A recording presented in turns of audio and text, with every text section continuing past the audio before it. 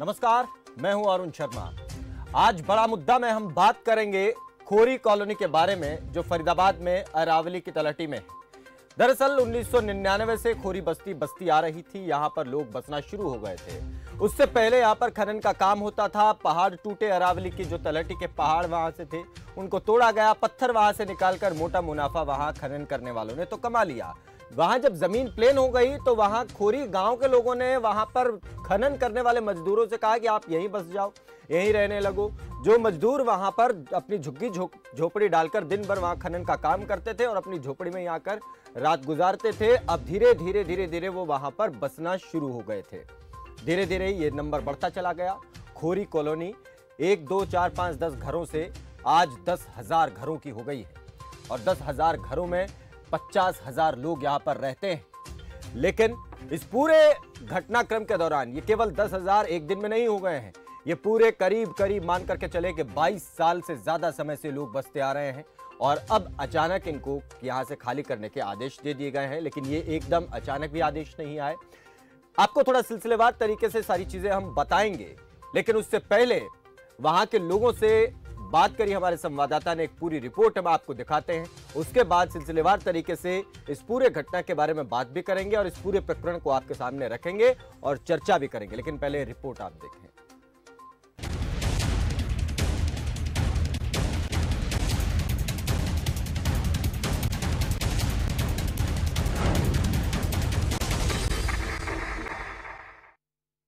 हजार की आबादी वाले खोरी गांव को बहुत जल्द निगम प्रशासन पूरी तरीके से तहस नहस कर देने वाला है। आपको बता दें, सुप्रीम कोर्ट के आदेश के बाद 6 हफ्ते का समय जो है निगम को मिला है और जमीन को खाली करने की पूरी तैयारी के साथ जो है निगम अब इस समय अपनी जो है तैयारियों में जुट गया है। और साफ तौर पर बीते दिन भी पुलिस ने जो है फ्लैग मार्च करके साबित कर दिया है कि कभी भी इस गाँव के ऊपर पीला पंजा चल सकता है।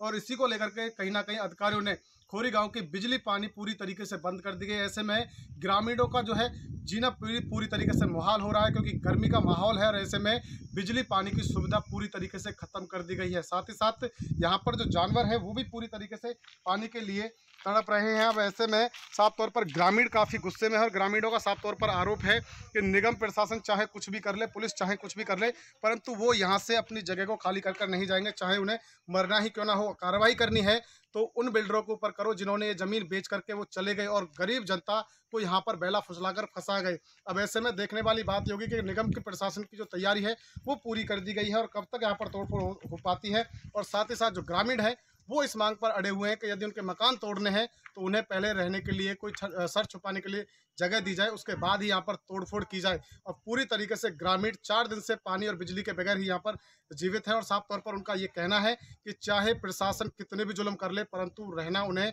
यहीं पर है। फरीदाबाद से खबर फास्ट न्यूज के लिए मुकेश राजपूत। हम तो सरकार से यही बोलना चाह रहे हैं कि हम लोगों को पहले कहीं व्यवस्था करें, उसके बाद में ये सब करवाए और ये तानाशाही अपनी हटा के कहीं हमदर्दी दिखाए। थोड़ी गरीब जनता बसी है यहाँ पे, ठीक है, तो गरीबों की तरफ थोड़ी तो हमदर्दी होना चाहिए। अब हो गया कम से कम 15-18 साल तो हो गया। तो कितने में खरीदी थी यहाँ पर आपने ये जमीन? 5,000 रुपए गज खरीदी थी। कोई उपाय नहीं रह गई है। अब गरीब लोग कहाँ जाएंगे? यहाँ पानी नहीं है, बिजली नहीं है, सब काट दिया है। लोग परेशान है, इतनी गर्मी पड़ रही है। अब देखो पुलिस प्रशासन भी बाहर से अंदर नहीं आने दे रही है, अंदर से बाहर नहीं जाने दे रही है। मकान में जाओ तो 5,000 4,000 से कहीं नीचे किराया नहीं है। मकान देते नहीं है किराए पे। क्या करते हैं आप लोग? हम तो गुजर बसर के लिए क्या करते हैं? हाँ, गुजर बसर के लिए ऐसे सोट में धागा काटती हूँ। यहाँ हम 15-20 साल से रह रहे हैं। 15-20 साल से? हाँ, पहले जैसे उधर रहते थे दिल्ली में, फिर जब यहाँ जमीन काटा तो हम लोग यहाँ ले लिए। हम लोग को जैसे बोला गया कि जैसे संगम विहार बसा, तुकलकाबाद बसा, ऐसे ये बसेगा, तो हम लोग ले लिए। अब बाल बच्चा को जैसे 2-2 लड़की जवान है, हम लोग कहाँ जाएंगे? सपनों का जो घर टूटने वाला था तब भी हम यहीं पे रहेंगे, हम कहीं जाने वाले हैं नहीं। अगर सरकार को कुछ पता नहीं होता, यहाँ का राशन कार्ड, यहाँ का वोटर कार्ड, यहाँ का आधार कार्ड, पानी बिजली फिर कैसे दिए? सरकार को नहीं पता था अभी तक, तो क्यों बसाया? अगर हमारे आगे पहले से ही इनको ऐसे करना था, तोड़ना फोड़ना था, पहले ही नहीं बसने देते। नहीं मिलेगी, नहीं उजड़ेगी। इतना भरोसा तो रखते हैं ऊपर वाले पर, अपने ऊपर भी। अपने ऊपर विश्वास है। सरकार कह रही है सुप्रीम कोर्ट का सरकार किससे है? सरकार भी तो हम ही लोगों से है। जब ये इतना बड़ा बसावट हो रही थी तो क्या ये रात में जिन्नात ने उठा के रख दिया था या भूत प्रेत आ गए थे? 40 साल पुरानी बस्ती है ये। तब क्या ये शासन और जितनी भी है प्रशासन तो सब सो रहे थे क्या?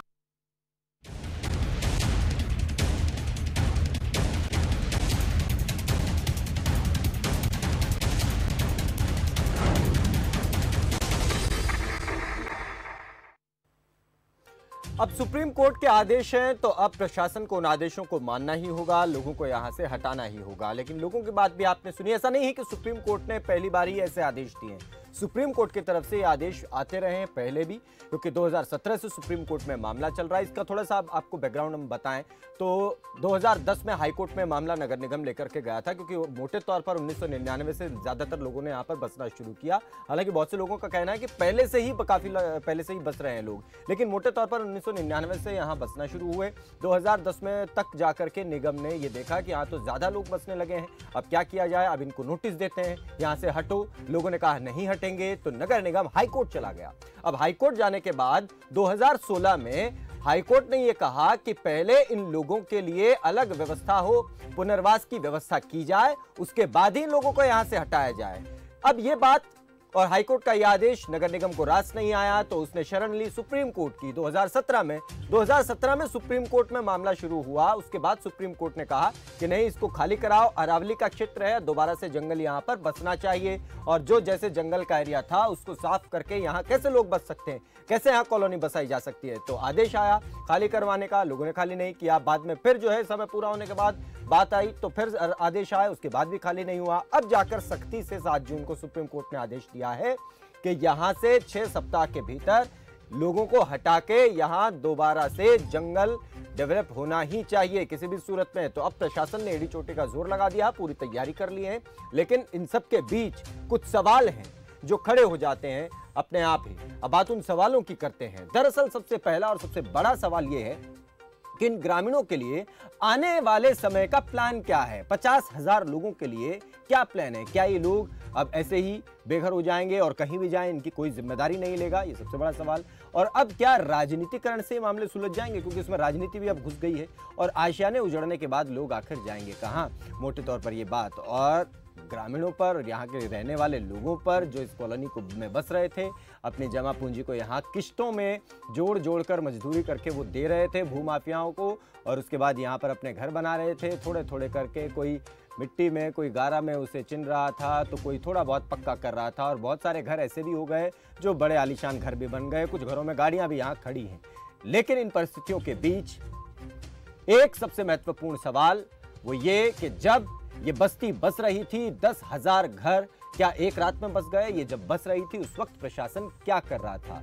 उससे बड़ा सवाल ये कि अब आने वाले समय में क्या रणनीति बनेगी, क्या इनका पुनर्वास किया जाएगा, और किया जाएगा तो कब तक और किस नीति के आधार पर? इन्हीं सवालों के साथ चर्चा को आगे बढ़ाएंगे। लेकिन उससे पहले हमारे संवाददाता मुकेश जुड़ गए हैं, जो लगातार इस पूरे मसले को कवर कर रहे हैं और देख रहे हैं कि किस तरीके से चीजें हो रही हैं। मुकेश, आज की जो रिपोर्ट है वो बताते हुए हमें थोड़ा सा बताएं कि ये मसला आखिर कहां से कब से शुरू हुआ और आज की जो परिस्थिति बन गई है वो कैसे बन गई? क्या ये केवल एक रात में हुई या फिर ये इसको बनने में दशकों लग गए? देखिए अरुण, बिल्कुल मैं आपको बता दूं कि ये जो मामला है वो लगभग 1991 से चल रहा है, जहां पर खदान से पत्थर निकालने के लिए जब लोग यहाँ पर आकर के यहाँ काम करने लगे तो उन्हें यहीं पर रहने के लिए जो है आश्रय यहाँ पर जगह यहाँ पर दी गई थी। और उसके बाद धीरे धीरे जो खोरी गांव के जो लोग हैं उन्होंने अपनी जगह बताते हुए इस जगह को धीरे धीरे जो है, जो कि नगर निगम अपनी जमीन बता रहा है, उस जगह को धीरे धीरे जो है लोगों को बेचना शुरू कर दिया। और धीरे धीरे जो बेचने का जो सिलसिला था वो काफी संख्या में लोग यहाँ पर बसना शुरू हो गए। इसके साथ साथ जब निगम ने देखा कि 2010 के दौरान में जो है निगम ने देखा कि यहाँ पर बहुत सारे मकान बन चुके हैं, अब उन्हें कैसे किस तरीके से हटाया जाए, तो उसके बाद जो है 2010 में जो है इन्हें नोटिस देने का काम जो है निगम की ओर से किया गया था। जैसे नोटिस मिले तो खोरी गांव के लोग जो कॉलोनी वाले हैं वो कहीं ना कहीं इस बात को लेकर हड़बड़ाए और खोरी गांव में जहां जिन लोगों ने इन्हें जमीन दी थी उन लोगों से जाकर के कहा कि भाई ये नोटिस जो है निगम की ओर से आए हैं, ये आप अपनी जमीन बता रहे हैं, तो ये लोग कैसे नोटिस दे रहे हैं, ये क्यों अपनी जमीन बता रहे हैं? उसके बाद खोरी गांव के जो लोग हैं इस मामले को लेकर के हाई कोर्ट पहुंच गए और हाई कोर्ट में लगभग ये मामला जो है लगभग 4-5 साल चला और उसके बाद जो है लास्ट में जो फैसला आता है 2016 में जो फैसला आता है 2010 के बाद वो ये फैसला आता है हाई कोर्ट की तरफ से कि इनके लिए पुनर्वास का जो है एक इंतजाम किया जाए और उसके बाद ही इन जो है जो कॉलोनी वासियों को हटाया जाए और निगम अपनी जमीन ले सकता है। परंतु पुनर्वास का ऐसा कोई इनके पास सिस्टम नहीं था, तो इसी को लेते हुए कहीं ना कहीं जो हाईकोर्ट का जो फैसला था वो कहीं ना कहीं नगर निगम को रास नहीं आया और उसके बाद जो है नगर निगम इस मामले को लेकर के जो है सुप्रीम कोर्ट पहुंच गए। सुप्रीम कोर्ट में जब ये मामला पहुंचा तो लगभग इसमें 2-3 साल मामला चलने के बाद सुप्रीम कोर्ट ने इसमें जो है यहाँ पर तोड़फोड़ करने के आदेश दे दिए और निगम को अपनी जमीन वापस लेने के यहाँ पर आदेश दिए थे। तो लगातार जो है इस मामले में कई बार इस खोरी गांव की जो कॉलोनी है वो कहीं वहां पर कई बार तोड़फोड़ हुई है। 2019 में वहां पर तोड़फोड़ की गई, 2020 में वहां पर तोड़फोड़ लगातार की गई थी। बावजूद इसके जो है जब लोग नहीं माने, लोग नहीं हटे, क्योंकि कई बार यहाँ पर जब तोड़फोड़ होती थी तो अरुण यहाँ पर जो स्थिति थी काफी गंभीर हो जाती थी, नोक चौक की बहुत यहाँ पर स्थिति पैदा हो जाती थी, क्योंकि लोग थे जिन्होंने काफी अपनी जो जमा पूंजी थी, जो खून पसीने की जो मेहनत थी वो यहाँ पर लगा रखी थी, वो आखिर कैसे हट जाए। तो कहीं ना कहीं कई बार मामला ऐसे ही सुलझ गया और निगम पूरी तरीके से अपनी कार्रवाई करने में असमर्थ रहा। परंतु फिलहाल जो सुप्रीम कोर्ट ने सख्ती दिखाते हुए इसमें 6 हफ्ते के अंदर इस जगह को खाली करने का आदेश दिए हैं, तो फिलहाल जो है प्रशासन एडी से चोटी तक का जोर अब इसमें लगा रहा है। पूरी तरीके से उन्होंने तैयारी कर ली है कि अब इसे जो है 6 हफ्तों के अंदर खाली करना है। परंतु अब ये सवाल खड़ा होता है यहाँ पर अरुण कि जब से ये मामला चला है 1999 से लेकर के मामला चला है और अब 2021 तक, इस बीच इनके पास सभी सुविधा यहाँ पर मौजूद हैं। निगम की तरफ से यहाँ पर पानी जाता है, बिजली विभाग की तरफ से यहाँ पर DHVVN का जो है ट्रांसफार्मर लगे हुए हैं, इनके आधार कार्ड बने हुए हैं, वोटर कार्ड बने हुए हैं और सबसे बड़ी अचरज की बात तो ये है अरुण के जो आधार कार्ड बने हुए हैं उनमें जो एड्रेस डाला गया है वो लकड़पुर खोरी फरीदाबाद का डाला गया है। तो साफ तौर पर कहीं ना कहीं जो इनके पास दस्तावेज है, वोटर कार्ड है, वो सब इसी एड्रेस के हैं और काफी लंबे समय से इन लोगों का ये कहना है, लगभग 20 साल से ये लोग यहाँ पर रह रहे हैं। तो ऐसे में कहाँ जाएंगे, क्योंकि इनकी जो जमा पूंजी है वो पूरी तरीके से यहाँ लगा चुके हैं। परंतु अब निगम प्रशासन पूरी तरीके से अब तैयारी कर चुका है। बीते दिन भी पुलिस ने फ्लैग मार्च करके साबित कर दिया कि कभी भी तोड़फोड़ होनी है, परंतु लोग अभी पीछे हटने को तैयार नहीं है। तो लोगों का ये कहना है कि एक दिन में ये मकान नहीं बने, 10,000 मकान है, लगभग 1 लाख परिवार यहाँ पर रहते। ये बहुत एक बड़ा सवाल है जो आप भी उठा रहे हैं और इसी सवाल को भी आज हम आधार बनाकर चर्चा करेंगे। हालांकि सुप्रीम कोर्ट के आदेश हैं, उन आदेशों को मानना प्रशासन की अब जिम्मेदारी भी है और उसका पालन करना भी जिम्मेदारी है। तो वहाँ कोई सवाल हम नहीं उठा रहे हैं कि आदेश क्यों आया, ये कैसे आया, सुप्रीम कोर्ट का आदेश अब आ चुका है, ये मानना ही होगा। लेकिन बात जहाँ तक है कि लोगों के पास जो यहाँ रह रहे हैं उनके पास आधार कार्ड है, राशन कार्ड रहा उनके पास वोटर ID कार्ड, वोट भी वो देते रहे और बिजली पानी उनको मिल ही रहा है। तो ऐसे में अवैध कॉलोनी में ये सब चीज़ें कैसे मिलती रहीं और लोग वोट भी डालते रहे, लोगों को उनके आधार कार्ड भी बन गए, सब कुछ उनके पास है। तो क्या अब इन लोगों की जिम्मेदारी लेने वाला कोई है? पुनर्वास की जो बात जहां तक हो रही थी, जो 2016 में हाईकोर्ट ने भी कहा कि पुनर्वास पहले करो और उसके बाद इनको हटाओ, उसके बाद से निगम की तरफ से कुछ प्लान है क्या कि यहाँ से जब लोगों को हटाएंगे तो एक साथ इतने लोगों को कहाँ पर और किस तरीके से व्यवस्था होगी? इसके बारे में कुछ तैयारी निगम की है या केवल सुप्रीम कोर्ट के आदेश को पालन करने तक ही निगम की कार्रवाई सीमित है? देखिए बिल्कुल अरुण, देखिए जिस तरीके से यहाँ पर जो लोग रह रहे हैं, लगभग 15-20 साल से रह रहे हैं, उनके पास सभी जो दस्तावेज हैं वो बताए जा रहे हैं कि उनके पास आधार कार्ड भी है, उनके पास पैन कार्ड भी है, उनके पास वोटर कार्ड भी है। तो वो लगातार वोट भी डालते रहे हैं, वोट मांगने के लिए यहाँ पर राजनेता भी आते रहे हैं और साफ तौर पर उन्हें सभी सुविधा जो है कह सकते हैं कि जो ग्रामीण का जो आरोप है वो मिली भगत से बता रहे हैं कि मिली भगत से जो है ये सारा मामला चला था और मिली भगत से ही यहाँ पर कॉलोनी कटी है। और आज जब ग्रामीणों की जो है पुनर्वास की बात आ रही है तो तमाम जो प्रशासनिक अधिकारी की बात करें, राजनेता की बात करें, तो उन्होंने हाथ खड़े कर दिए। उनके पुनर्वास के लिए कोई भी व्यवस्था यहाँ पर नहीं की जा रही है। हालांकि रेड क्रॉस द्वारा जो है ये बात मौखिक रूप से जरूर सामने आई थी कि इनके लिए कोई टेम्परेरी जगह जरूर बनाई जाएगी, क्योंकि इतने सारे लोग हैं, कहाँ ये जाएंगे ऐसे में। परंतु प्रशासन की ओर से या फिर जो है सरकार की ओर से अभी तक पुनर्वास के लिए कोई भी यहाँ पर कोई सिस्टम नहीं बनाया गया। ठीक है मुकेश, बहुत शुक्रिया इस पूरी रिपोर्ट के लिए और नजर पूरी आप बनाए रखें अब किस तरीके से पूरी प्रक्रिया को अपनाया जा रहा है लोगों को यहाँ से हटाने के लिए। बहुत शुक्रिया। हमारे साथ भारतीय जनता पार्टी से वंदना पोपली हैं, जितेंद्र चंदेलिया कांग्रेस पार्टी से, महावीर सिंह चाहर हैं, सुप्रीम कोर्ट के अधिवक्ता हैं। आप सभी का स्वागत है। इस चर्चा को हम आगे बढ़ाते हैं। पहले महावीर सिंह जी आपसे हम शुरुआत कर रहे हैं। कोई भी कॉलोनी जब बसती है क्योंकि निश्चित तौर पर प्रशासन नगर निगम या नगर परिषद या नगर पालिका के क्षेत्र में कोई कॉलोनी जब कट रही होती है तो उसको लेकर सबसे पहले शुरुआती कुछ नियम होते हैं पालिका के, परिषद के या निगम के, और उन नियमों को फॉलो करना होता है। उसके बाद ही वहाँ पर कोई कॉलोनी की शुरुआत हो सकती है। मोटे तौर पर आपको क्या लगता है कि इन सब ये जो अवैध कॉलोनियों का बसने का सिलसिला है वो किस तरीके से पूरा होता है और कहाँ से इसकी शुरुआत हो जाती है, और अचानक 10,000 घरों को तोड़ने का जब आदेश आता है तो क्या वो एक रात में तो बस नहीं जाते हैं, वो एक लंबा प्रोसेस रहता है। जब वो बस रहे होते हैं तब वो तमाम नियमों को क्यों अनदेखा किया जाता है? इसके बारे में थोड़ा आप अगर महावीर सिंह जी बता सकें। अरुण जी, सबसे पहले तो आपको और आपके दर्शकों को मेरा बहुत बहुत नमस्कार। जी नमस्कार। उसके बाद मैं आता हूँ, आपने जो सवाल किया है कि अवैध कॉलोनियाँ कैसे बस जाती हैं, जैसा कि आपने कहा कि अवैध कॉलोनी, अनफॉर्चुनेटली हमारे देश में क्या है कि अवैध colony throughout the country ही है, ये कोई पहली कॉलोनी नहीं है जी।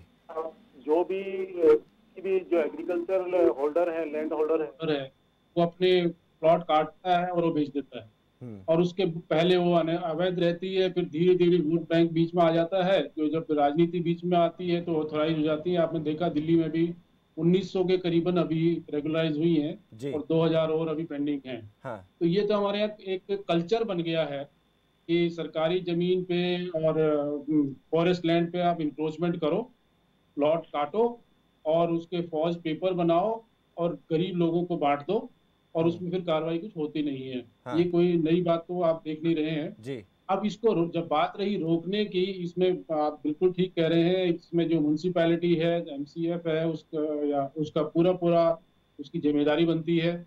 उनके जो एम्प्लॉइज है, उनके बेलदार वगैरह होते हैं, उनको रेगुलर रिपोर्टिंग करनी होती है।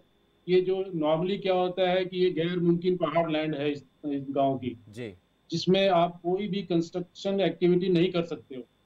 आप उसको एज इट इज रख सकते हो, उसमें पेड़ पौधे लगा सकते हो, लेकिन उसके अंदर कंस्ट्रक्शन किसी किस्म की नहीं हो सकती है। अब ये जो मिली भगत जो नेक्सस है, आप जैसे समझ रहे हो कि जो कुछ गांव के कुछ छोटे मोटे जो डीलर्स वगैरह होते हैं, प्रॉपर्टी डीलर्स, वो एमसीएफ के एम्प्लॉइज के साथ मिलकर इसमें प्लॉट कटिंग्स कर लेते हैं और उसको फिर गरीब जनता को झूठे कागज दिखा के, मैं दावे से कह सकता हूँ ज्यादातर जो पेपर्स इनके पास होंगे वो फेक मिलेंगे आपको जी, उनकी कोई ऑथेंटिसिटी नहीं होगी। यही वजह है कि जब सुप्रीम कोर्ट ने और हाई कोर्ट ने भी कहा कि आप अपने डॉक्यूमेंट्स लेके आओ, और 2020 में 2020 में जब सुप्रीम कोर्ट ने कहा फरवरी में कि आप डॉक्यूमेंट्स दीजिए, आपको रिहेबिलिटेशन के लिए एमसीएफ करेगी, हाँ। तो ये पेपर्स प्रोड्यूस नहीं कर पाए। तो अनफॉर्चुनेटली हमारा पर्सनल एक्सपीरियंस ये शो करता है कि इन लोगों के पास जो पेपर्स होंगे वो फेक होंगे, उनकी कोई ऑथेंटिसिटी होगी नहीं, इस करके ये पेपर दे नहीं पा रहे हैं। हाँ। बड़ा अनफॉर्चुनेट है, लेकिन ये सच्चाई भी है। और इसमें कार्रवाई तो देखो, सुप्रीम कोर्ट का ऑर्डर है, उसको तो आपको मानना ही पड़ेगा। बिल्कुल। और इसको नहीं मानेंगे तो आप और पूरे चारों तरफ आप बॉर्डर में देख ही रहे हो, अरावली पहाड़ में पूरे में कितनी इंक्रोचमेंट्स है, और कांत इनक्लेव का एग्जांपल बिल्कुल पड़ोस में ही आपने देखा ही है जी। तो ये तो इम्प्लीमेंट तो इसको करना ही पड़ेगा। हाँ, ये तो बात ठीक है, लेकिन इसमें अब बात यहाँ आ जाती है कि जब क्योंकि जो नियमों का पालन, जो आपने ठीक कहा ये बात कि इसमें नज़र तो शुरुआत में रखी तो गई ही होगी, और देखने वाले देख भी रहे होंगे जिनकी जिम्मेदारी थी कि यहाँ कॉलोनी बस रही है, प्लॉट कट रहे हैं और बेचे भी जा रहे हैं, और कागज़ भी बनाकर उनको झूठे सच्चे जो भी दिया जा रहा था वो दिया जा रहा था, और ज़मीन को ये भी बताया जा रहा है कि किस्तों में इनको ज़मीन दी जा रही थी और ये अपना घर बनाए जा रहे थे। ये सारी चीज़ों को बनते हुए चलते हुए जब चीज़ें चल रही होती हैं, और सही एग्जांपल ये भी है कि देश भर में और भी बहुत सारी कॉलोनियाँ ऐसी हैं जिनके कोई कागज़ और कोई परिस्थितियाँ इस तरीके की नहीं है कि वो कहीं शो कर सके कि देखिए ये हमारी अपनी ज़मीन खरीदी हुई है, फलां व्यक्ति से खरीदी है। इन सब चीज़ों के बीच में महावीर जी, अब क्या केवल ये जो लोग यहाँ पर बसे हुए हैं इनके तक ही कार्रवाई सीमित हो जाती है, या फिर जिन लोगों की जिम्मेदारी थी इन लोगों को या ऐसी कोई भी कॉलोनी न बसने देने की, क्या उनके ऊपर कोई स्वतः संज्ञान जैसी परिस्थिति नहीं बनती है क्या? बिल्कुल, ये आपका बहुत ही इम्पोर्टेंट सवाल आपने किया है। इसमें जिम्मेदारी जो है वो जिसकी बनती है वो सेट होनी चाहिए। इसमें एक जुडिशियल कमीशन या एक पावरफुल कमेटी बनाई जाए जो कि 1991 से जैसे जैसे ये इंक्रोचमेंट्स हुई हैं, प्लॉट कटिंग हुई है, जो लोग इसमें शामिल थे उन सब की उनको, चाहे वो गवर्नमेंट एम्प्लॉइज थे, चाहे वो लोकल अपना गांव के लोग थे, उन सब के ऊपर कार्रवाई होनी चाहिए, उनसे रिकवरी होनी चाहिए, और ये जो गरीब लोगों का जितना भी पैसा या जो भी इनको हैरेसमेंट हुई है उसकी भरपाई होनी चाहिए जी। तो ये बिल्कुल सही है, और ये राइट इनका अभी भी है। ऐसा नहीं है कि ये जब इनको वहां से हटा दिया जाएगा तो ये राइट इनका खत्म हो गया। हाँ। ये राइट इनका बनता है। ये बार बार बजाय के सुप्रीम कोर्ट में जाके ये कहें कि हमें रहने दीजिए, पैंडेमिक है, आप ये ज्यादा जोर इस पर दे कि आप कार्रवाई के लिए साथ साथ ऑर्डर कीजिए, तो सुप्रीम कोर्ट करेगा। वो चीज कोई उठा ही नहीं रहा, वो कहते हैं हमें बैठा रहने दीजिए। तो वो कहता है पहले आप हटिए, सुप्रीम कोर्ट का बिल्कुल क्लियर ऑर्डर है, आप पहले हट जाइए, फिर आप नेक्स्ट स्टेप यही करेंगे हम। तो ऐसा नहीं है कि इसमें कार्रवाई नहीं होगी। सुप्रीम कोर्ट बहुत ही सीरियस है इस मसले को लेकर, और ये वो पॉइंट अभी आएगा, वो स्टेज अभी आएगी, और इसमें कार्रवाई डेफिनेटली होगी और होनी भी चाहिए। और आप लोग जो जैसे इसको उठा रहे हैं, मेरे हिसाब से बिल्कुल इसको आप छोड़ना नहीं है इस मुद्दे को, जब तक उन गरीबों का जो भी हक है वो दिलवाएंगे आप। मैं पूरा इस पर भरोसा रखता हूँ। बिल्कुल बने रहिए महावीर जी। वंदना पोपली और शंभू बत्रा भी इस बीच हमारे साथ जुड़ गए। शंभू जी, आपका भी बहुत बहुत स्वागत है, और मैं उम्मीद करता हूं कि इस मसले को आप भी बड़े बारीकी से देख रहे होंगे, समझ रहे होंगे पहले। और जितेंद्र चंदेलिया भी हमारे साथ, कांग्रेस पार्टी के प्रवक्ता, फोन लाइन पर वो हमारे साथ जुड़े। हम कोशिश करेंगे कि वो भी हमारे साथ स्काइप से जुड़ जाएं, लेकिन उससे पहले वंदना जी, ये जिस तरीके से अब परिस्थितियां बन गई हैं, इसमें अब पुनर्वास की बात आ रही है कि इन लोगों के लिए कोई तो ऐसी व्यवस्था हो। अब क्योंकि वोट वो दे रहे हैं, वोट तो उन्होंने दे दिया अपना, बेशकीमती वोट जिसे कहा जाता है, उनको आधार कार्ड मिल गए, उन्हें राशन कार्ड मिल गया, उन्हें बिजली पानी की सुविधा वहाँ पर मिल रही थी। तो ऐसे ही किसी को भी ये सब सुविधाएं तो नहीं मिल सकती ना, आधार कार्ड किसी का भी बन सकता है। ऐसे तो फिर कोई भी दूसरे देश से आ जाएगा और उसके भी कार्ड बन जाएंगे, है ना। तो यहाँ इनके कुछ ना कुछ कागजात तो देखे गए ही होंगे, और अगर ये सब चीज़ें इनको मिली रही हैं तो फिर पुनर्वास के लिए क्यों नहीं कोई योजना अब निगम के पास है, और सरकार इस विषय को कैसे देख रही है, इसके बारे में भी आप बताएं। अरुण जी, सबसे पहले तो आपके इस प्रश्न का जवाब मैं दूंगी कि आपने कहा आधार कार्ड की बात करी, आपने वोटिंग कार्ड की बात की आपने यहाँ पर। मुझे एक बात बताइए, क्या जिनके घर नहीं होते, क्या उनके पास आधार कार्ड या वोटिंग कार्ड नहीं होते? एड्रेस तो होता है ना मैम, उस पे एड्रेस जो होता है रेंट पे रह रहे हैं, जो रेंट पे रह रहे हैं उनका एड्रेस होता है। बिल्कुल आपकी बात सही है, लेकिन ये इसका लॉजिक में नहीं मान सकते। नहीं, आप इसको दलील नहीं मान सकते। नहीं, मैं कोई दलील नहीं, देखिए बंदना, एक सेकंड नहीं, आप पूरी बात बोली, मैं पूरा समय दूंगा मैम। बस एक छोटी चीज क्लियर करना चाह रहा हूँ मैम, एक छोटी सी चीज क्लियर करना चाह रहा हूँ, एक छोटी सी चीज क्लियर करना चाह रहा हूँ। मैं कोई दलील नहीं दे रहा हूँ, सुप्रीम कोर्ट का आदेश इसमें आ चुका है ना, मैं उस पर कोई सवाल उठा रहा हूँ।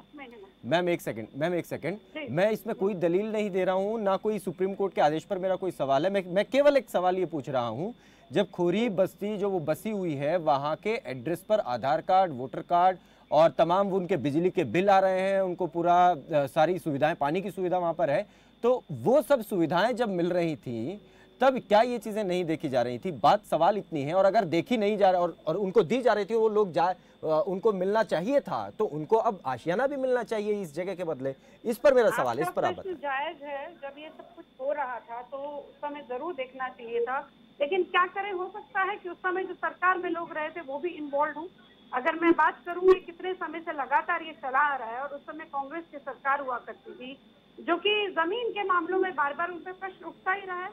उनकी कितनी इन्वॉल्वमेंट रही है, जगह जगह आपने देखा होगा कि उनके जो मुख्यमंत्री रहे हैं वो भी जमीन के केस में इन्वॉल्व रहे हैं। तो ये तो मुझे लगता है कोई प्रश्न पूछने की बात नहीं है, तो खुला रहस्य, ओपन सीक्रेट है। देखिए, ये अगर ये बात मैं आपसे 4 साल पहले, 5 साल पहले पूछता तो शायद आपकी बात ये न रहती, आप शायद ये बात न कहती। लेकिन आप देखिए इसको क्यों पॉलिटिसाइज कर रहे हैं कि कौन क्या पिछले 6 साल में, पिछले 7 साल में यहाँ कोई और घर नहीं किसी ने लिया है क्या? आप ये कहना चाहती हैं कि पिछले जब से आपकी सरकार आई है तब से यहाँ किसी को बिजली कनेक्शन नहीं मिला, किसी को पानी का कनेक्शन नहीं मिला, किसी ने वोट नहीं डाला, आप ये कहना चाह रही हैं? अरुण जी, मुझे लगता है कि मुझे मेरी पूरी बात कहने का टाइम मिलना चाहिए। ये जो पूरा का पूरा मसला सुप्रीम कोर्ट और लोगों के बीच में है, लेकिन सरकार कभी भी उजाड़ती नहीं है, सरकार हमेशा बचाने का काम करती है। अगर यहाँ पर ऐसा कोई मुद्दा आया है कि 10,000 लोगों को उनके जो घरों से हटाने की बात हो रही है, वो जो क्षेत्र है वो वन क्षेत्र है, अरावली क्षेत्र है जिसको हम शील्ड कहते हैं, और उसको बचाना, वहाँ पे वन क्षेत्र होना बहुत जरूरी है। लेकिन अगर वहाँ पर 10,000 लोग रह रहे थे, किसी की भी गलती रही हो, मैं मानती हूँ कि पुराने समय का ये जो सारा था, आप सबको मालूम है कि ये किस समय में हुआ था। हम इस पर कितनी देर मर्जी बहस कर रहे हैं, लेकिन आपको मालूम है 2010 से ये लगातार चल रहा था। हमने इसको रोकने का काम किया। दूसरी बात, अगर कहीं पर लगता है कि जो लोग हैं उनके घर हट रहे हैं, तो वहाँ पर मुख्यमंत्री जी ने एक अच्छा सा बयान दिया था। यहाँ पे उन्होंने कहा कि हम उस पर भी पूरा विचार करेंगे, लेकिन समय बहुत कम है। हमारे पास सिर्फ 6 सप्ताह है। 6 सप्ताह में उनको खाली करने का समय दिया गया। लेकिन आपको यहाँ पर बताना चाहूंगी कि मुख्यमंत्री जी पूरे संजीदगी से इस बात पर विचार कर रहे हैं कि हम लोग क्या कर सकते हैं। सबसे इम्पोर्टेंट यही है कि इस समय जो लोग हैं उनके साथ क्या किया जाए, वो इम्पोर्टेंट है। हमारा पूरा ध्यान उस पर है, लेकिन साथ के साथ हमें सुप्रीम कोर्ट के ऑर्डर भी मानने पड़ेंगे। अब उनके पास आधार कार्ड है, वोटिंग कार्ड है, लेकिन जो सुप्रीम कोर्ट के ऑर्डर है वो तो हमारे को मानने ही पड़ेंगे। अभी आपने यहाँ पर कहा कि बाद में नहीं बचे क्या, एक आपको छोटा सा एक न्यूज, अगर आपने कभी आपने इसके बारे में सुना हो तो मैं एक बार दोबारा आपको बताना चाहूंगी। 2012 में आफ्ताब अहमद कांग्रेस से नूह के विधायक होते थे, उन्होंने विधानसभा में प्रश्न उठाया था, और वो प्रश्न उन्होंने अपने ही वन मंत्री कैप्टन यादव से पूछा था कि सब जगह जो लोग बसाए जा रहे हैं, अवैध कब्जे हो रहे हैं, उसके लिए सरकार क्या कर रही है, जिम्मेदार कौन है। मेरा भी आज प्रश्न यही है कि इसके लिए जिम्मेदार कौन है। लेकिन हम फिर भी आपको आश्वासन देते हैं, मुख्यमंत्री जी ने भी आश्वासन दिया कि हम इस पर विचार कर रहे हैं, और जो भी होगा जल्दी आपके सामने बताया जाए। चलिए, मैं उम्मीद करता हूं कि आपको मैंने भरपूर समय दिया, और भी मैं समय दूंगा, ऐसी बात नहीं है। और समय और लेकिन एक सवाल इस बीच ये है, आपने दोनों ही बारी में पिछली सरकार या कांग्रेस सरकार के दौरान का आपने जिक्र कर दिया, लेकिन उस बात पर आप नहीं आए कि क्या 2014 के बाद से, मैं 2014 से ही शुरुआत कर रहा हूँ, क्या 2014 के बाद से यहाँ पर क्या कोई नए कनेक्शन, नए आधार कार्ड या कोई नए वोटर आईडी कार्ड या कोई पानी के नए कनेक्शन, क्या वो नहीं मिले लोगों को? क्या लोग यहाँ पर और नहीं बसे? क्या 2014 तक जो स्थिति थी उसके बाद से कोई परिस्थिति यहाँ बदली नहीं है? खैर, उसका जवाब आप दें या ना दें, लेकिन एक बात का और जवाब कि आपने कहा कि हम सरकार के नाते और मुख्यमंत्री भी संजीदगी से सोच रहे हैं इस बारे में कि क्या किया जाए, लेकिन समय बहुत कम है। आप इस बारे में भी बताएं कि 2016 में हाईकोर्ट स्पष्ट कर चुका है कि पहले इनके लिए आशियाना हो, इनको पुनर्वास की कोई योजना बना दीजिए, उसके बाद इनको हटा लीजिए। ये गलत अगर तरीके से रह रहे हैं या गलत कब्जा है, वो बात ठीक है कि उसके बाद मामला सुप्रीम कोर्ट में चला गया और आज सुप्रीम कोर्ट का आदेश सबको मान्य है। लेकिन ये बात जब 2016 में भी तो आई होगी, तब भी मुख्यमंत्री साहब या सरकार या तमाम निगम के लोगों को ये सोचना चाहिए था कि अब आगे मामला जाएगा तो क्यों न पहले ही इसके बारे में सोचा जाए, क्योंकि इतने ज्यादा लोगों को रातों रात हटा दिया जाएगा, ये तो पॉसिबल नहीं है। ये प्रश्न मुझसे है? जी, आपसे ही है। जी, सबसे पहले आपने यहाँ पर 2014 की बात की, तो मैं आपको यहाँ पर एक रवि सिंगला जी का बयान छपा है एक प्रमुख अखबार में। उन्होंने सेवानिवृत्त वरिष्ठ नगर योजनाकार थे। उन्होंने कहा कि मैंने बतौर तहसीलदार फरीदाबाद नगर निगम में काम किया है, और 2009 से लेकर 2013 तक ये खेल बहुत खुले रूप से खेला गया, और उसके बाद इस तरह का कोई काम नहीं हुआ है। और भू माफियाओं पर भी हमने FIR किया, जिस पर जो है केस भी चल रहा है। तो मुझे लगता है इसके स्टेटमेंट में ही आपको जवाब मिल गया होगा। एक प्रमुख न्यूज़पेपर में मेरे पास है, मैं आप चाहें तो मैं इसको भेज भी सकती हूँ। उन्होंने कहा कि 2009 से लेकर 2013 तक पूरा खेल हुआ। लोगों के पास क्या है, 3000 से 5000 गज जिनको जमीन मिल गई, उनके पास कोई कागजात नहीं है, उनका जमीन में कहीं रजिस्ट्री नहीं हुई है। भू माफिया ने जो कब्जा दिया वो उन्होंने मान लिया। कई जगह क्या हो रहा है, बिजली आ रही है दिल्ली से, पानी आ रहा है टैंकर से। आप ये भी नहीं कह सकते कि सब जगह से पानी और बिजली के कनेक्शन आ चुके हैं। अभी भी बहुत सारे एरिया ऐसे हैं जहाँ पर बिजली जो है दिल्ली से आ रही है और पानी जो है टैंकर से आ रहा है। अच्छा, तो ठीक है, तो आप इस स्टेटमेंट के जरिए आप ये मानती हैं कि सरकार भी यही कहती है कि 2014 के बाद ये खेल बिल्कुल रुक गया है, इसमें कोई इस तरीके का काम हुआ ही नहीं, आप ये स्पष्ट कर रही हैं? ताकि हम चर्चा को आगे बढ़ाएं ना, ये मान करके इसी आधार पर बढ़ाएंगे फिर। जी, हमने इसको पूरा रोकने का प्रयास किया। अगर एका दुक्का केस है तो बात अलग है, अदरवाइज हमने इसको पूरा बंद कर। चलिए ठीक है, बचाव भी आप कर गई बहुत अच्छे तरीके से। शंभू बद्रा, आपके पास मैं आऊँगा, लेकिन उससे पहले जितेंद्र चंदेली, आप सुन रहे थे जितेंद्र, बहुत सारी बातें जो वंदना जी ने कही हैं, और इसमें 2013 तक का उन्होंने जिक्र कर दिया। उन्होंने आफ्ताब अहमद जी के बयान का और उनके सवाल का जो विधानसभा में उठाया था उसका जिक्र उन्होंने कर दिया, और मोटे तौर पर यह भी कह दिया कि ये काम पिछली सरकार किस तरीके से खुलेआम करती थी, जमीन के मामले भी चल रहे हैं। इस पर आप बता दीजिए, फिर मैं शंभू जी के पास। देखिए, बड़े दुर्भाग्यपूर्ण बात है, मैं आपके चैनल के माध्यम से बताना चाहता हूं कि जहां नगर निगम फरीदाबाद में 200 करोड़ रुपए का घोटाला हो जाता है फाइलों पर, सारे कार्य पास हो जाते हैं, कोई भी जमीनी स्तर पर कार्य नहीं होता और घोटालों में रजिस्ट्री घोटाला, शराब घोटाला पूरा प्रदेश और पूरा देश जानता है, हरियाणा में हुए हैं। तो ये बात करते हैं घोटाला की। और मैं कोरीगांव अरावली क्षेत्र वन क्षेत्र में मैं जो 10,000 आवास जो आज गरीब लोगों के आशियाने टूट रहे हैं, तो वहां पर हमें राजनीति नहीं करनी चाहिए। मानवीय मूल्यों की रक्षा के लिए हमें वहां पर पहल करनी चाहिए। राजनीति से ऊपर उठकर हमें मानसिकता और अपने विचार रखने चाहिए।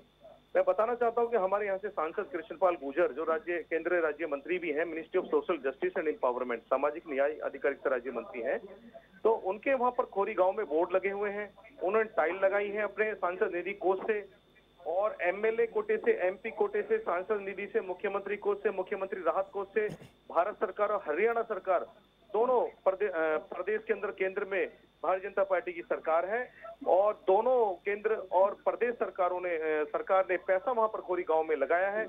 और इन्हीं के विधायक और मंत्रियों ने वहां पर प्लॉटिंग की है। लोगों के आधार कार्ड और लोगों के पैन कार्ड, लोगों के वोटर कार्ड बनाए हैं। वहां पर पानी की सप्लाई के लिए वहां पर टूटियां लगाई। नहीं जितेंद्र जी, एक चीज मैं बीच में रोक रहा हूं आपको, मैं बीच में रोक रहा हूं, उसके पीछे की वजह भी आपको बताता चलूंगा।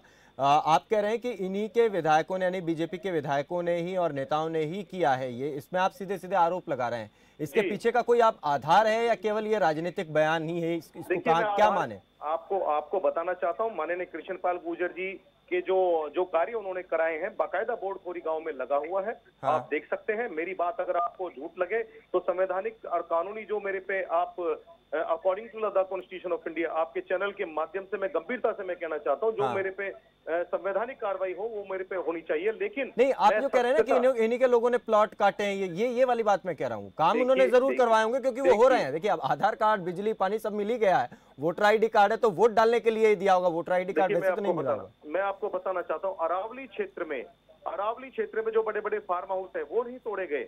वो इनके सांसद और पूर्व कैबिनेट मंत्रियों के हैं, इनके मंत्री विधायकों के, वो नहीं तोड़े गए। वो पैसे वाले अमीर लोगों के वो नहीं तोड़े गए। और अरावली के अंदर मैं मानव रचना यूनिवर्सिटी की बात करूंगा। एक बहुत बड़ा खुलासा आपके चैनल के माध्यम से करना चाहता हूं। मैं मानव रचना यूनिवर्सिटी में पूछना चाहता हूं हमारे साथी प्रवक्ता बहन जी वंदना पोपली जी से और भारतीय जनता पार्टी से, कि मानव रचना यूनिवर्सिटी के अंदर आपके महामहिम राज्यपाल आते हैं, आपके मुख्यमंत्री आते हैं, आपके केंद्र के मंत्री स्मृति ईरानी तरीके के केंद्र के नेता आते हैं।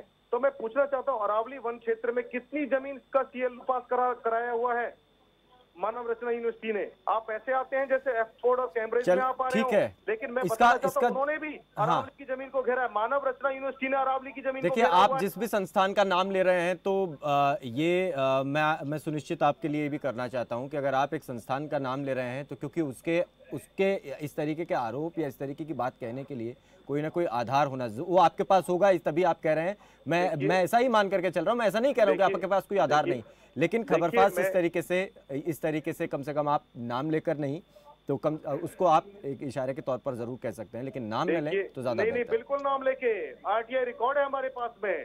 चलिए जवाब दे दीजिए फिर वंदना जी, इसी बात पर जवाब।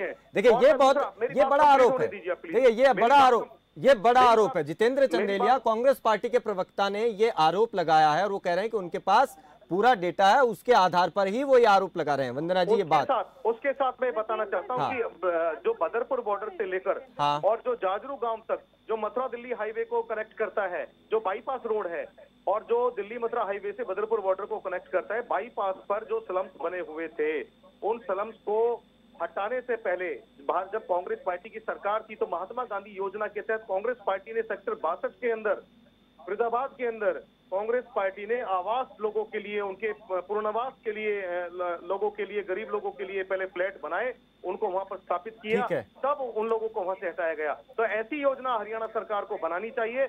और मैं बताना चाहता हूं कि मानवीय मूल्य की रक्षा यहाँ पर होनी चाहिए। बिल्कुल, आप उसी आधार पर बात कर रहे हैं कि अब ये लोगों के लिए क्या पुनर्वास जैसी कोई योजना जल्द से जल्द होनी चाहिए। वंदना जी, इन तमाम आरोपों का जवाब आपसे पहले। जितेंद्र जी ने अपना जो पहला सेंटेंस है वो भी मानवीय मूल्यों की बात की और आखिरी सेंटेंस में भी मानवीय मूल्यों की बात करी। बीच में बहुत सारी राजनीति डाल गए, वो बात अलग है। इन्होंने बहुत सारी राजनीति नहीं बंदना जी, सच्चाई। वो आरोप लगा रहे हैं, उनका जवाब, का घोटाला, जो वो आरोप लगा रहे हैं वंदना जी, उसका जवाब आप दे दीजिए सीधे सीधे।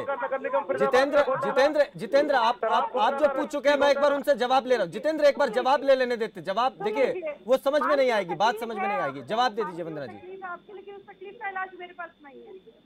आप यहाँ पर बात कर रहे हैं, आपने बहुत सारे कामों को गिनवा दिया कि ये काम करा दिया, वो काम करा दिया।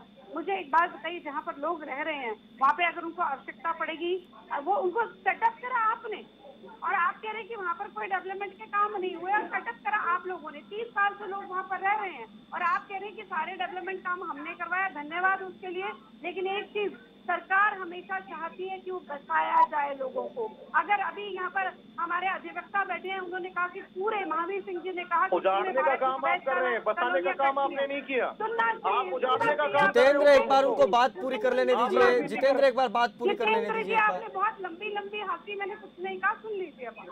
महावीर सिंह जी ने कहा कि पूरे भारत में अवैध कॉलोनियों को नियमित किया जाता है, दिल्ली में भी हमारी सरकार ने नियमित किया, क्योंकि हमें लगता है कि जहाँ पर लोग बस गए वहाँ पर उनको उजाड़े नहीं, उनको हम छेड़खानी नहीं करें। वहाँ पर जो बस गए, घर बनाना बहुत मुश्किल है। तो यहाँ क्यों नहीं हो रहा है? यहाँ क्यों नहीं हो रहा? यहाँ पर वन क्षेत्र है, यहाँ पर सुप्रीम कोर्ट का ऑर्डर है, ये हमारी फील्ड है। अच्छा, वो जो अभी जितेंद्र जी कह रहे थे कि जितेंद्र जी कह रहे थे बड़े बड़े नेताओं के फार्म हाउस हैं अरावली वन क्षेत्र में, कांत एनक्लेव का नाम भी बता दीजिए। उसमें बड़े बड़े लोग भी थे, क्या उसको नहीं तो हो गया? कांत एनक्लेव, अगर आपको याद हो, बहुत बड़े बड़े लोग भी थे, क्या उनको एक्नॉलेज नहीं किया गया? हम आपकी तरह बड़े लोगों को बचाने का काम नहीं करते। भाजपा के मंत्री और नेताओं ने कॉमर्शियल एरिया में मार्केट बनाए हुए हैं, कब्जे किए हुए हैं फरीदाबाद के अंदर। चलिए ठीक है, ये आरोप प्रत्यारोप तक बात सही तरीके से चीजों पर नहीं जाएगी। शंभू बद्रा आपसे, शंभू बद्रा अब आपसे चीजें जिस तरीके से हो रही हैं, घोटालों की सरकार है। चलिए शंभू बद्रा जी से बात करेंगे। शंभू बद्रा जी आप माननीय सर्वोच्च न्यायालय की आड़ में लोगों को उजाड़ने का शंभू बद्रा जी की आवाज केवल सुनेंगे। शंभू जी, ये जो परिस्थितियां बनी, इन परिस्थितियों के बीच आज की जो मांग है वो है लोगों को पहले हटाने से पहले अगर उनके लिए कोई व्यवस्था सरकार कर देती या प्रशासन की तरफ से हो जाती तो शायद आज इतनी बड़ी तकलीफ उन लोगों को नहीं हो रही होती। उनके लिए कोई व्यवस्था रहती ताकि बाद में धीरे धीरे अगर जैसी जरूरत हो, जहां पर जिस तरीके की जरूरत हो, उनकी जरूरत को वन से हटा करके इतने लोगों को ऐसी एक सुरक्षित सही जगह पर ला दिया जाता। इन परिस्थितियों के बीच आप कैसे सारी चीजों को देखते हैं?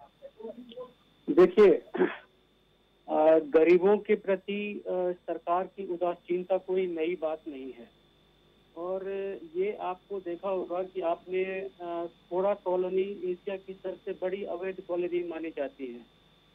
थोड़ा कॉलोनी किस तरह से बसाया गया, किस तरह से नोएडा और गाजियाबाद के जो नगर निगम थे वो चुपचाप रहे और इतनी बड़ी कॉलोनी बच गई। वैसे ही पटना का कंकड़बाग देखा होगा कि एक टाइम में थोड़ा से पहले कंकड़बाग जो है सो अवैध कॉलोनी के नाम पे एशिया का सबसे बड़ी अवैध कॉलोनी थी कंकड़बाग जी। उसके बाद ये खोड़ा आया। तो मेरा सिर्फ ये कहना है कि अवैध कॉलोनियाँ कहाँ पे जमीन कट रही है, कहाँ पे लोगों को बसाया जा रहा है। आप फरीदाबाद में ही लीजिएगा तो बदरपुर बॉर्डर से ले करके और फरीदाबाद का जो मेन सेक्टर आता है वहाँ तक में रोड के बाएं साइड कितने गांव है जिसमें कि अवैध कॉलोनियाँ काटी गई है। आज भी अगर उसकी जांच हो जाए तो ढेर सारे गांव ऐसे मिलेंगे जहाँ पे अवैध कॉलोनियाँ कट के लोग घर बना चुके हैं, बस चुके हैं, उनको बिजली पानी कनेक्शन सब कुछ मिला हुआ है। तो कोई भी अवैध कॉलोनी कटती है तो उसमें कम से कम जो बिल्डर है, उसके बाद जो प्रशासन है, हमारा नगर निगम का प्रशासन है, पॉलिटिकल संरक्षण होता है ऐसे लोगों को। दिल्ली में भी आपने देखा कि 48,000 से 48,000 से ज्यादा झुग्गियाँ थी जो कि अवैध कॉलोनी के तौर पे आती थी। तो ये इशू आज का नहीं है, ये बरसों से इशू है, मतलब 30 साल 40 साल से इशू इस देश में है। और इसको लेकर के कोई भी टाउन प्लानिंग सिस्टम में कोई भी हमारा जो चाहे मंत्री हो, चाहे हमारा सांसद हो, कोई भी जनप्रतिनिधि या हमारा प्रशासन ट्रांसपेरेंट रूल अब तक नहीं बना पाया है कि कहाँ पे हमें कौन सा प्लॉट काटना है, कौन सा प्लॉट नहीं काटना है, कौन सरकारी जमीन है, कौन जंगल की जमीन है, कहाँ पे गलत काम हो रहा है। कायदे से फरीदाबाद के खोरी गांव को अगर देखा जाए तो फरीदाबाद के जो डीएम है वो डायरेक्ट जिम्मेदार हैं, चाहे वो पद पे जो भी रहे हो उस टाइम में, कि एक फरीदाबाद के अंदर जंगल की जमीन है तो जंगल की जमीन पे कैसे कोई कॉलोनी कट रही है, कैसे रजिस्ट्री हो रही है? हाँ। क्या ये जिला प्रशासन को पता नहीं है क्या? वहाँ पे सांसद को पता नहीं होता है क्या? वहाँ पे विधायक को पता नहीं होता है क्या? चाहे सिटिंग उस टाइम में जो भी हो, जब सब आंख मूंदे रहते हैं, जब 10 साल 20 साल हो जाते हैं, लोग बस चुके होते हैं, पानी बिजली कनेक्शन सब कुछ हो चुका होता है, तब अचानक से कोई कोर्ट जाता है, फैसला आता है और लोग रातों रात सड़क पे आ जाते हैं। तो ये जो हमारा सिस्टमेटिक लूप होल्स है राज्य के स्तर पे, जिला प्रशासन के स्तर पे, केंद्र के स्तर पे, कि हमारा शहरी जो प्लानिंग है, टाउन प्लानिंग सिस्टम है, उसमें कहीं भी ट्रांसपेरेंसी नहीं है, कहीं भी सिस्टमेटिक रूल नहीं है। जो भी नियम बनाए गए हैं वो सब साथ से रखे होते हैं। और ये निश्चित रूप से खोरी गांव का जो मामला है, बिना पॉलिटिकल और प्रशासनिक संरक्षण के संभव ही नहीं है कि इतनी बड़ी कॉलोनी कट जाए, 10,000 लोग वहाँ पे बस जाएं, लोगों के घर बन जाएं और प्रशासन आंख मूंद के देखता रहे कि जंगल की जमीन है। मान लीजिए कि जिस समय में वो जमीन एक्वायर किया गया होगा, जहाँ पे उसकी लोगों को कागज बन रहे होंगे, तो कोई न कोई तो सरकारी पदाधिकारी साइन किया होगा, चाहे वो टेम्पररी कागज हो, चाहे रजिस्ट्री हुआ हो या रजिस्ट्री न हुई हो, किसी कारण से उनको जो पावर ऑफ अटॉर्नी दी गई होगी, तो कोई तो हमारा अधिकारी होगा सरकारी वहाँ का, जिसने साइन किया होगा, जिसने कि उसको अप्रूव किया होगा, जिसने उसको उस कॉलोनी में घर बसने के लिए दिया होगा। तो ये जो सिस्टमेटिक सिस्टम नहीं है और इसी का परिणाम है कि आज मान लीजिए 10,000 लोगों को सुप्रीम कोर्ट के आदेश के बाद वहाँ से हटना पड़ेगा, क्योंकि वो जंगल की जमीन है। और अभी ठीक कर रहे थे एक जो कि अरावली क्षेत्र में अगर अवैध निर्माण को ठीक से देखा जाए तो बहुत सारे ऐसी कोठियां हैं, बहुत सारे ऐसी कंस्ट्रक्शन हैं जो बड़े लोगों के हैं और इत्मीनान से वो अभी भी जगह जगह है, जिस पर भी कोई प्रशासन को, कोर्ट को ध्यान देने की जरूरत है कि जहाँ भी अरावली में स्पेशली रूप से अवैध निर्माण है उसको हटाया जाए। और इस वाले केस में सरकार को, ये राज्य सरकार की जो और वहाँ के जनप्रतिनिधि है, उनका दायित्व है कि वो 10,000 लोग जो अवैध, जो बेघर होकर चल जा करके, उन सभी को पहले उनके पुनर्वास की व्यवस्था की जाए, उनको ढंग से रहने की जगह दी जाए, ताकि एक मानवीयता भी बनी रहे। और खास करके जो प्रशासन और प्लॉट काटने वाले लोग थे उन्हें निश्चित रूप से दंडित किया जाए, कानून के कटघरे में उसको लाया जाए और उसको मुआवजा उसको उनसे वसूला जाए, उस वक्त के प्रशासन और उस टाइम के प्लॉट काटने वाले, इन दोनों को कटघरे में लाने की जरूरत है। सुप्रीम कोर्ट को इस तरफ भी ध्यान देना चाहिए था कि जब अपना वो आदेश दे रहे थे, बिल्कुल अभी कोर्ट को इस ओर ध्यान दिया जाना चाहिए था कि आखिर वहाँ पे प्लॉट कटा कैसे। ठीक है, इसमें अभी जैसे की अनुमति के बिना हो गया सारा कुछ। एक चीज और, क्योंकि इसमें मेरा सवाल ये भी था कि क्या इन सब चीजों को सुओ मोटो कॉग्निजेंस में भी लेकर के इस पर किया जा सकता है। महावीर सिंह जी कह रहे हैं कि अब सुप्रीम कोर्ट अगर एक शुरुआती तौर पर कि पहले इस जगह को खाली करवाया जाए, इस पर जोर दे रहा है और बार बार सख्ती से आदेश दे रहा है, तो इसके बाद परिस्थितियां निश्चित तौर पर और आगे बढ़ेंगी और यहाँ तक भी बात जाएगी कि इसके लिए जिम्मेदार कौन था। क्या आपको लगता है कि इस तरीके से चीज़ें इतिहास में, और अगर पिछले कुछ केसेस को देखें और इस तरीके के मामलों को देखें, तो इसमें आगे चीज़ें बढ़ती हैं, या कोई भी जिम्मेदार होगा जो इस पूरी घटना के पीछे वो पकड़ा जाएगा या वहाँ तक बात पहुँचेगी? दरअसल में क्या हुआ है कि इस तरह के सिस्टम में जो जिम्मेदारी तय नहीं होती है, जो जिम्मेदार लोग हैं उनको सजा नहीं मिलती है, इसीलिए बार बार इस तरह की चीज होती है। आप गुड़गांव वाला कांड देखिए कि जमीन एक सरकार के समय में गुड़गांव की कितनी जमीनें सरकार की खरीद, फिर प्राइवेट को देना, कितने बड़े बड़े घोटाले हुए गुड़गांव में जमीन को लेकर के। फरीदाबाद मान लीजिए वो हिस्सा है, शहर के आसपास जो इलाका है वहाँ पे जो अवैध निर्माण, अवैध कॉलोनियां काट देना, पॉलिटिकली मान लीजिए कि वहाँ पे प्लॉट काट देना, ये सारी चीजें जो इसमें जो भी लोग जिम्मेदार होते हैं उसको जब तक सजा नहीं मिलेगी। अब तक क्या हुआ कि कंकड़बाग का उदाहरण लीजिए, खोड़ा का उदाहरण लीजिए, चाहे मुंबई के धारावी का उदाहरण लीजिए, ऐसे जितने भी बड़े अवैध कॉलोनियां थी उसका उदाहरण लीजिए, तो वहाँ पे सजा किसको मिली? किसी को नहीं मिली। हमारे जो सिस्टम में जिम्मेदार कौन है, चाहे वो अफसर हो, चाहे उस समय के जनप्रतिनिधि हो, चाहे जिला प्रशासन हो, उनको सजा तो पहले मिलना शुरू हो। ये बड़ा महत्वपूर्ण पॉइंट है, ये बहुत महत्वपूर्ण पॉइंट है। महावीर जी, पहले मैं चाहता हूँ कि इसी पॉइंट पर आप अपनी बात रखें, फिर एक अगले सवाल पर जाएंगे जो काफ़ी महत्वपूर्ण है और उसी पर आप सबसे मैं बारी बारी से वर्जन लूँगा। लेकिन पहले आप महावीर जी इस पॉइंट पर बताएं कि जैसे उन्होंने एग्जाम्पल दिया कि और भी पहले ऐसे मामले आए हैं, खोड़ा बस्ती हो जो बसी दिल्ली नोएडा के बीच में, इसके अलावा धारावी की बात जो उन्होंने, तो इस तरीके के मामलों में भी आज तक कभी जिम्मेदार आदमी सामने नहीं आया है और ना उसको सजा मिली है। बहुत सारे मामले ऐसे हैं ज़्यादातर। तो इस मामले में क्या चीज़ें घोटाला है, देख लीजिए पूरे पहाड़ी इलाका में, पुणे में सही बात है, खड़ी कर दी गई आदर्श सोसाइटी। हाँ, ये उसको बड़ा एग्जाम्पल करने वाला कौन था? बड़ा एग्जाम्पल महावीर जी। और सब पूर्व सैनिक और हमारे महाराष्ट्र सरकार के मंत्री जी, शंभू जी, हाँ इसमें जी महावीर जी। अरुण जी, मैं इसमें यही कहना चाहूँगा कि ये डिफिकल्ट तो है पर नामुमकिन नहीं है। ये ऐसा नहीं है कि इम्पॉसिबल है, लेकिन प्रॉब्लम क्या है कि अब जैसे कुछ पैनल पे कुछ लोग थे, वो मुद्दे से भटक के उन्होंने पूरा फरीदाबाद ही कवर कर दिया। हाँ।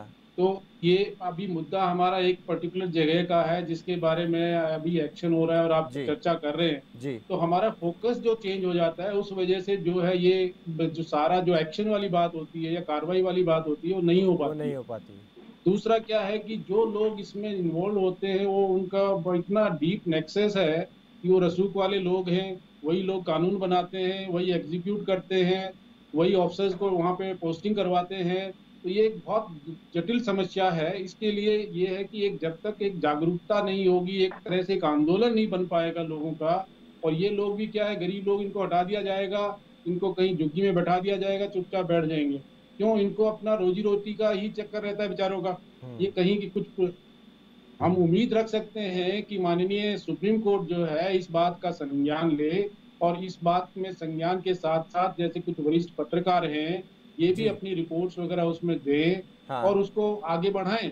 तो इसमें कार्रवाई तो डेफिनेटली हो सकती है, लेकिन ये होती इसलिए नहीं है कि वो मुद्दा बिल्कुल अभी अभी गर्म है, वो सब उसको चर्चा कर रहे हैं, उसके बाद भूल जाएंगे। दूसरी बात रही कि इसमें जो सजा का क्या कैसे बनेगा। देखो ये एक जंगल की लैंड है, फॉरेस्ट लैंड है।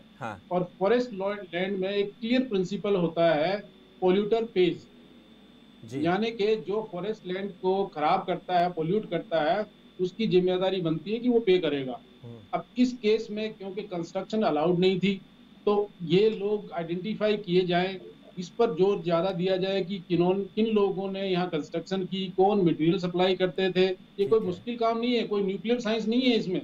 बहुत ही इजी है अगर हम उसको सीरियसली लें, अगर हम सरकार भी सीरियस हो और पत्रकार लोग भी सीरियस हो और आम जनता भी सीरियस इस बारे में होगी, तो ये बिल्कुल ट्रांसपेरेंट हो सकता है और इसमें कार्रवाई हो सकती है। लेकिन लोगों को आदत क्या है कि भूलने की आदत है। अच्छा, हर किसी को थोड़ा थोड़ा मौका मिल जाएगा तो चले जाएंगे वहां से। अभी महावीर जी, क्योंकि इस पर इन लोगों के बारे में ये भी बात की, अब एक साथ इतने लोग जब हटाए जाएंगे, अब सुप्रीम कोर्ट के आदेशों का पालन जब हो रहा है, इस बीच अब क्योंकि इनके लिए बिजली पानी तो खैर काट दिया है, लोगों को बार बार मुनादी करके कहा जा रहा है कि आप यहाँ से चले जाइए, अब हम मकान गिराना शुरू करेंगे।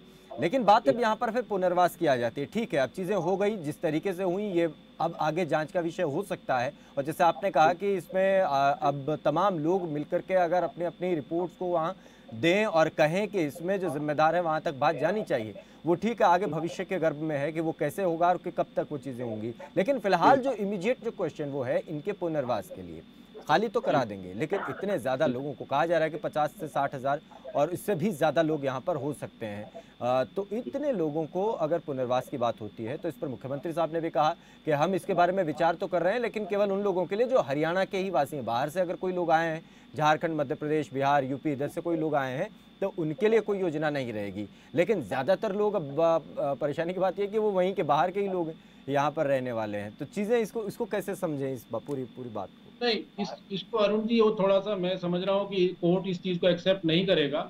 जो भी इंडिया का सिटीजन है वो इक्वल है, उसके इक्वल राइट्स हैं। और जब ये मसला कोर्ट के सामने आएगा तो अभी तो ये एक तरह से वोट बैंक के लिए हर कोई कह ही देता है कि पर्टिकुलर स्टेट का चीफ मिनिस्टर की 50% रिजर्वेशन, ये रिजर्वेशन, लेकिन अल्टीमेटली कानून तो जो कॉन्स्टिट्यूशन के हिसाब से ही बनते हैं और वही चलते हैं जी। तो ये मीडिया में अपना कर रहे हैं, वो जो भी कर रहे हैं, मैं उसके बारे में कमेंट नहीं कर सकता क्योंकि मैं कोई पॉलिटिशियन तो हूँ नहीं।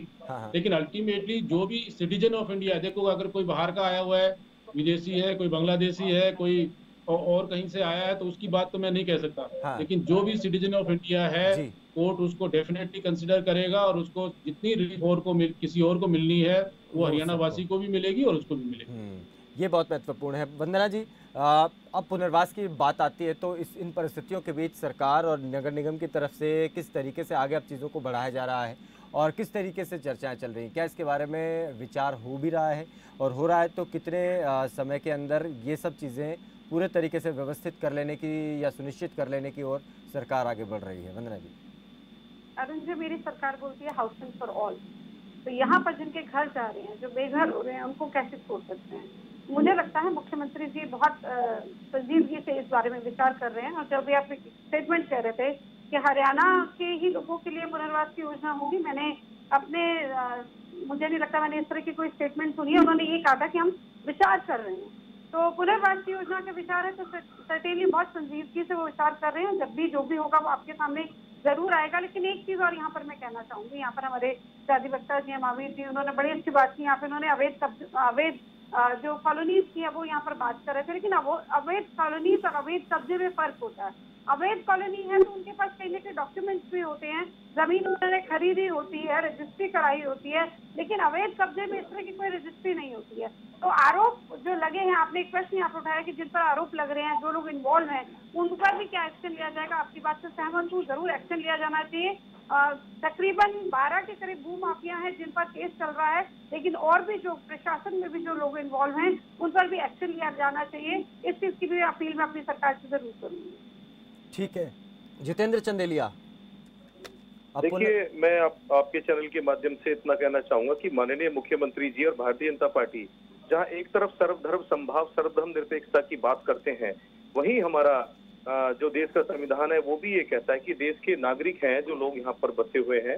जैसे ही हमारे अपने एडवोकेट साहब ने भी आपको बताया, तो मैं कहना चाहूंगा कि जो भी लोग 30-40 साल से यहाँ पर रह रहे हैं, वो गरीब लोग, वो देश के नागरिक हैं, जो उन लोगों को पुनर्वास के लिए सरकार को बड़ा मंथन करना चाहिए और उन लोगों को बसाने के लिए यहाँ पर कोई राजनीति ना करके उनको बसाना चाहिए। गरीब लोगों की मदद करनी चाहिए। 1 लाख के करीब समथिंग यहाँ पर लोग रहते हैं और कोरोना काल के अंदर हम चाहते हैं कांग्रेस पार्टी की तरफ से एक ही मांगे, माननीय सर्वोच्च न्यायालय भी इस पर संज्ञान ले और बड़े बड़े समाज सेवी मेगा पाटकर जैसे लोग यहाँ पर आए हैं। और कांग्रेस पार्टी, माननीय हमारे अध्यक्ष कुमारी शैलजा जी भी और पूरी कांग्रेस पार्टी यही मांग करती है कि इन गरीब लोगों को बताया जाए और जो दोषी लोग हैं, चाहे वो विधायक हैं, चाहे मंत्री हैं, चाहे वो प्रशासन का कितना बड़ा अधिकारी है, उसके ऊपर सख्त कानूनी कार्रवाई की जाए, जिनकी वजह से आज ये लोग बेघर हो चुके हैं। तो बस मैं यही आपके चैनल के माध्यम से कहना चाहूंगा कि लोगों को पुनर्वास के लिए सरकार योजना बनाए। जितेंद्र जी, हम ये भी देख रहे थे कि इसमें कुछ राजनीतिक दल भी आ गए हैं, वहां पर मार्च निकालने जैसी परिस्थितियां हैं।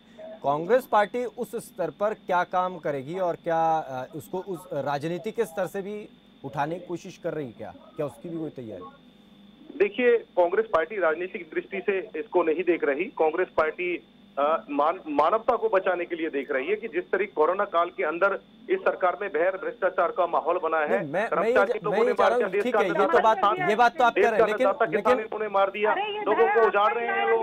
तो चलिए ठीक है, आखिरी सवाल शंभू। इसके पास कोई भी ऐसा कार्य नहीं है जिससे इन्होंने देश में नागरिकों की रक्षा के लिए। अच्छा, मैं इसी के लिए पूछ रहा था, मैं आपसे इसी के लिए पूछ रहा था कि क्या आप आंदोलन जैसे रास्ते की तरफ भी, आप क्या आंदोलन, प्रदर्शन, विरोध प्रदर्शन जैसे रास्ते या मांग के लिए कोई सपोर्ट इन लोगों के लिए वो भी लेके आ रहे हैं क्या? कंप्लीट करने दीजिए आप। खोरी गांव के लोगों को अगर न्याय नहीं मिला तो एक राष्ट्रीय लेवल का एक आंदोलन, राष्ट्रीय लेवल का एक आंदोलन गांधीवादी तरीके से हम करेंगे, सरकार के खिलाफ करेंगे, लोगों को बचाने के लिए।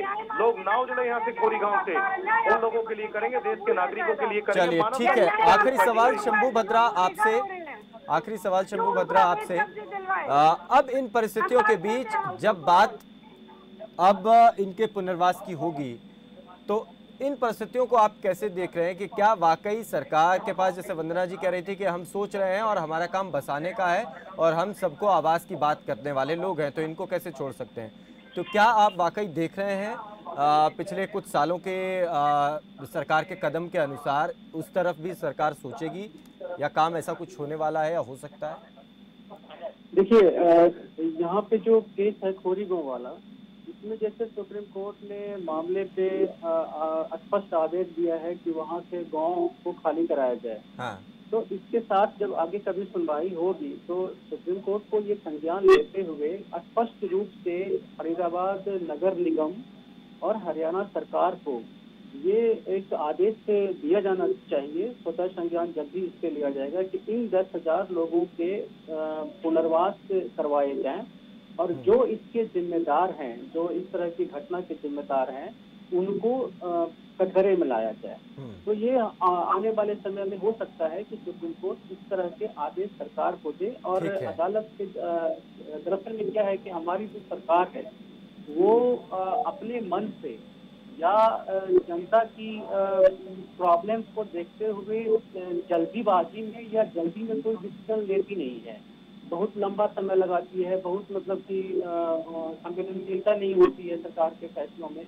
तो ये चीज आपको वहाँ देखने को मिलेगी। तो इसीलिए सबसे तो पहली कोशिश होनी चाहिए कि फरीदाबाद प्रशासन को वहाँ के लोगों को बताने के लिए जो प्रॉपर मानवीय तरीका हो सकता है वो तरीका अपनाया जाए।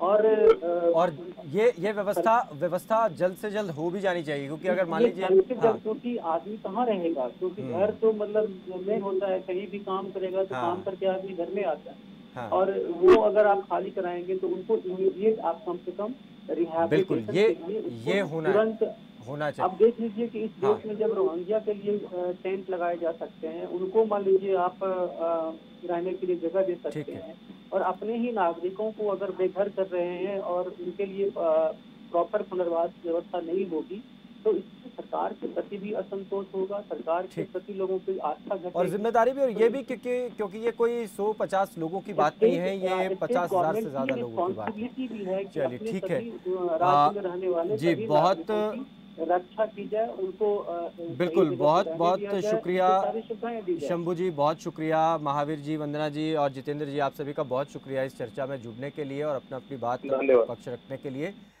तो ये एक जो मसला मोटे तौर पर निकल करके आ रहा है कि अब क्या सुप्रीम कोर्ट में ये बात भी अब उठेगी या स्वतः संज्ञान भी क्या लिया जा सकता है कि जो इनके पूरे प्रकरण के पीछे के जो लोग हैं, इस अवैध बस्ती को, कॉलोनी को बसाने के जो जिम्मेदार लोग हैं, वो चाहे प्रशासन में हो, सरकार में हो या जो भी भूमाफिया हो, क्या उन तक भी अब गाज उन पर भी गिरेगी या उसको भी संज्ञान में लेकर के चीज़ों को आगे बढ़ाया जाएगा, पहला सवाल। और दूसरा ये कि सरकार कब तक इनको, क्योंकि निकालने की बात तो अब आदेश तो मानना होगा, प्रशासन आदेश का पालन कर रहा है, उसको फॉलो करते हुए खाली करवा रहा है कॉलोनी को, लेकिन इन लोगों के लिए घर इनको दोबारा देने के लिए और या इनके पुनर्वास के लिए योजना क्या होगी और होगी तो कब तक होगी, ये दो मोटे सवाल हैं। इन्हीं के ऊपर हमारी लगातार नजर बनी रहेगी। फिलहाल दीजिए इजाजत, नमस्कार।